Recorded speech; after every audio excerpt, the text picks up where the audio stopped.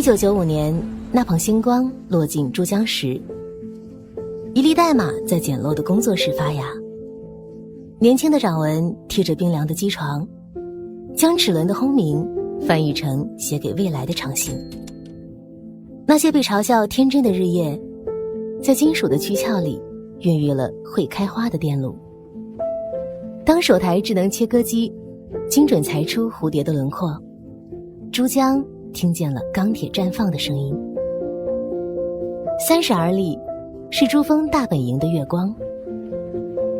我们曾在海拔5000米的研发路上缺氧，专利证书上的烫金字是雪崩后重生的冰晶，也曾在跨国巨头的阴影里开凿天梯，让中国制造的钢印成为展览馆里最灼热的目光。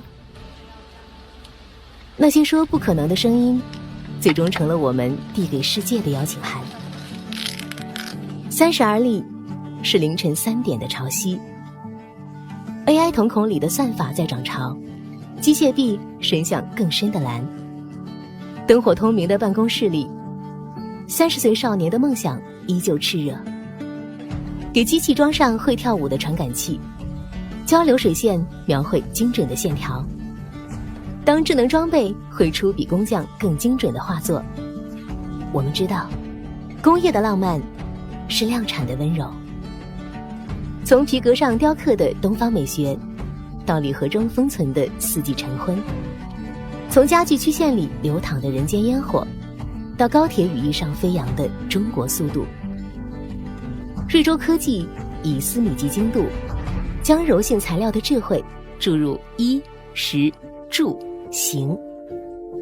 30载深耕，刀刃既裁剪工业的边界，更让世界看见中国制造的柔韧锋芒早已织进人类文明的画卷。有人问30年的刻度有多重？去看看车间地板上斑驳的汗痕，那是时光给我们盖的钢印；去感受1万家客户掌心的温度，那是比任何勋章更珍贵的年轮。此刻，珠江30年的浪潮踏歌而来，每一刀的切割都是对未来的定义。我们的键盘仍在敲击下一个纪元的韵脚。